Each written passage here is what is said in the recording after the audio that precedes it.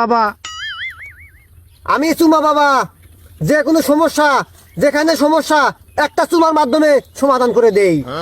বাবা দে তোর চোখ। বাবা বাবা আমি সব দেখতে পাচ্ছি বাবা, আপনি অনেক বড় উপকার করছেন বাবা।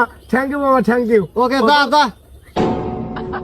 বাবা আমার অনেক বছর ধরে ঘাড় ব্যথা বাবা, আপনি একটা সমাধান দেন